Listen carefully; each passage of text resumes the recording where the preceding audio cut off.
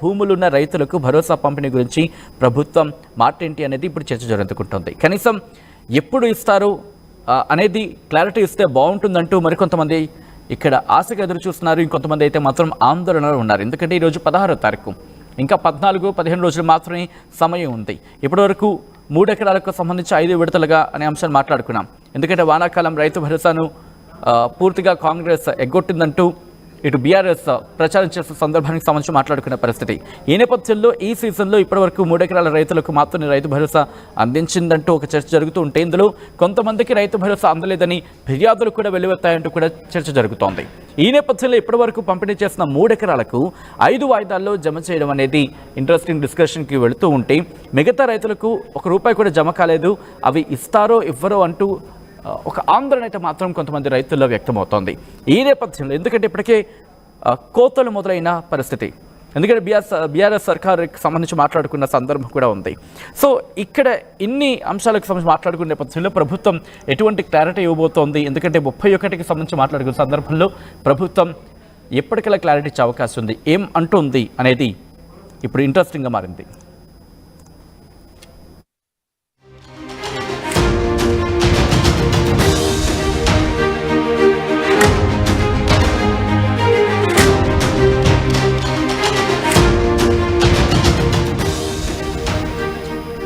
మార్చి 31కి సంబంధించి డెడ్ లైన్గా మారుతున్న పరిస్థితుల్లో ప్రభుత్వం ఆలోచన ఏంటి?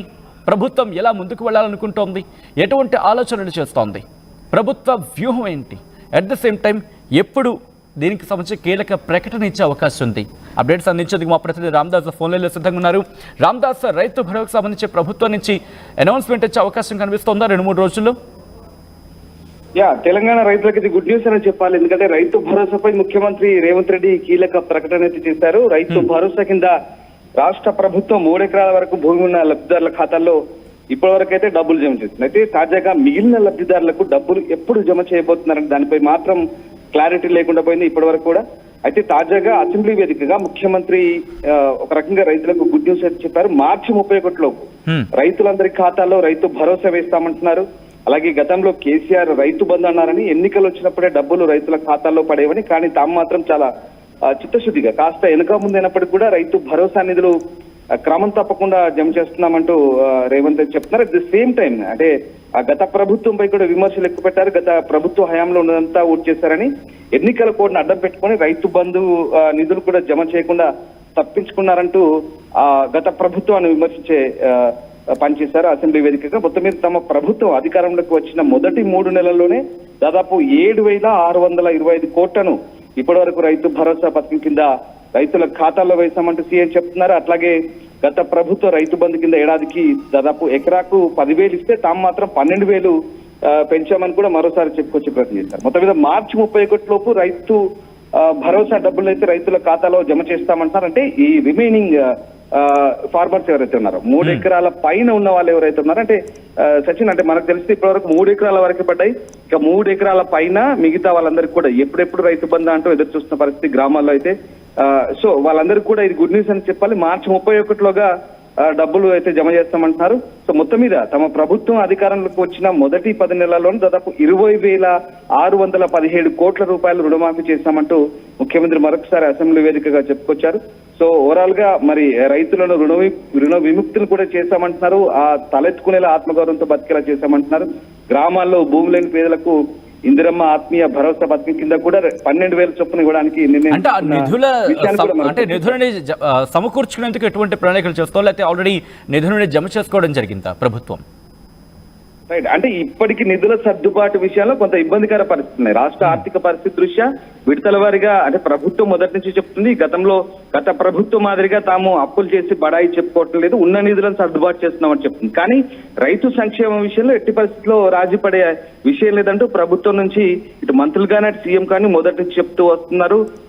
రికార్డు స్థాయిలో రుణమాఫీ చేసిన ఘనత తమకు మాత్రం దక్కుతుందంటూ మొదటి నుంచి చెప్పుకొస్తున్నారు. ఇప్పుడు అసెంబ్లీ వేదిక కూడా ముఖ్యమంత్రి మళ్ళీ అదే చెప్పుకొస్తున్నారు. ఇక కేవలం భూములున్న రైతులకే కాదు, భూములు లేని ఉపాధి హామీ కూలీలకు, ఉపాధి హామీ కార్డులు ఉన్న వారందరికీ కూడా ఇప్పుడు ఆత్మీయ భరోసా, ఇందిరమ్మ ఆత్మీయ భరోసా పేరుతో కూడా డబ్బులు ఇవ్వడానికి 12,000 చొప్పున డబ్బులు ఇవ్వడానికి నిర్ణయం తీసుకున్నామని చెప్తున్నారు. సో మొత్తం మీద అయితే ప్రభుత్వం చాలా చిత్తశుద్ధితో ఉంది. రైతు భరోసా విషయంలో ప్రతిపక్షాలు చేస్తున్న ఆరోపణలను తిప్పికొడుతూనే విడతల వారీగా రైతు భరోసా విషయంలో ఎట్టి పరిస్థితుల్లో కాంప్రమైజ్ అయ్యేది లేదు. ఖచ్చితంగా ఈ మార్చ్ 31 లోపు అంటే చాలా మంది చిన్న సన్నకారు రైతులు ఉన్నారు. అంటే దాదాపుగా 3 ఎకరాల పైన 5 ఎకరాల వాళ్ళు ఉన్నారు, 10 ఎకరాల లోపు వాళ్ళు ఉన్నారు. వీళ్ళందరికీ కూడా సాగు భూములు ఏవైతే ఉన్నాయో వాళ్ళందరికీ కూడా ఖచ్చితంగా రైతు భరోసా పడితీరుతుందంటూ ముఖ్యమంత్రి అయితే చెప్తున్నారు. సో చాలా మంది వెయిట్ చేస్తున్నారు. సచిన్, ఇంకా చాలా వరకు రైతు భరోసా డబ్బులు చాలా మందికి రాలేదు. కేవలం 3 ఎకరాల లోపు ఉన్న వారికి ఇప్పటి వరకు వచ్చి అది కూడా విడుదల వారిగా వచ్చాయి. ఇప్పుడు మళ్ళీ మార్చ్ 31 లోగా ముఖ్యమంత్రి అయితే క్లారిటీగా చెప్తున్నారు. అందరికీ రైతు భరోసా వేస్తామంటున్నారు. చూడాలి, ఇంకా రైతులు ఖచ్చితంగా ఇది గుడ్ న్యూస్ అని చెప్పాలి, ఎందుకంటే చాలా మంది వెయిట్ చేస్తున్నారు. సో మార్చ్ 31 వరకు అయితే డేట్ లైన్ పెట్టారు ముఖ్యమంత్రి. చూడాలి దాని ప్రకారం మరి ఏ రకంగా ఉండబోతుంది. మిగతా వారందరికీ కూడా ఈ మార్చ్ 31 లోపు అందరు క్లెయిమ్ చేసుకోవచ్చా, అందరి ఖాతాల్లో జమ అవుతాయి అనేది ఇవే చూడాలి. రైట్, దీని మీద అంటే మళ్ళీ ప్రభుత్వం నుంచి కావచ్చు లేకపోతే ప్రభుత్వ అధికారుల నుంచి ఏమైనా అఫీషియల్ అనౌన్స్మెంట్ వచ్చే అవకాశం కనిపిస్తుందా? ఎస్, ఈ డేట్ కల్లా అంతకు ముందో లేకపోతే ఆ రోజు వరకు అటువంటి అనౌన్స్మెంట్ వచ్చే అవకాశం కనిపిస్తుందా?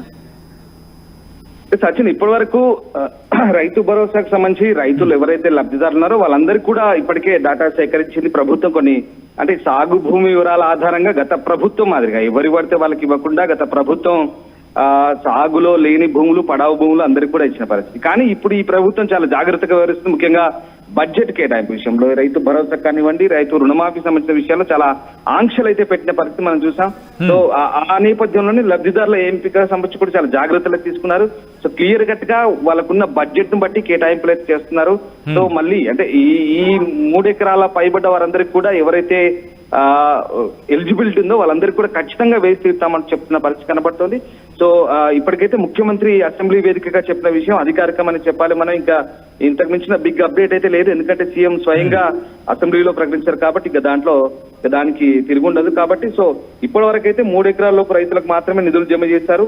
ఎకరానికి 6,000 చొప్పున ఈ రైతు భరోసా నిధులు జమ అయ్యాయి. సో మొత్తం 1,48,00,000 ఎకరాల వ్యవసాయ భూమి ఉంది రాష్ట్ర వ్యాప్తంగా.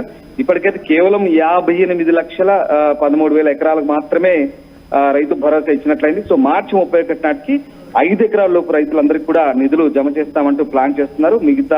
మిగిలిన రైతులకు ఇంకా మరొక విడతలో మళ్ళీ ఏప్రిల్ 2వ వారంలో జమ చేసే అవకాశం ఉంది. అలాగే సో ఓవరాల్ గా విడతల వారీగా ప్రభుత్వం వాళ్ళకున్న ఆర్థిక వనరుల సర్దుబాటు మేరకైతే ప్రస్తుతానికైతే రైతు భరోసా నిధులైతే జమ చేస్తున్నారు. సో ఇప్పటికైతే ముఖ్యమంత్రి అసెంబ్లీ వేదికగా ప్రకటించిన అంశమైతే అధికారికమని చెప్పాలి. ఇంకా ముఖ్యమంత్రి స్వయంగా ప్రకటించారు కాబట్టి ఖచ్చితంగా అది కార్యరూపం దాల్స్తుందనే మనం భావించాల్సి ఉంటుంది.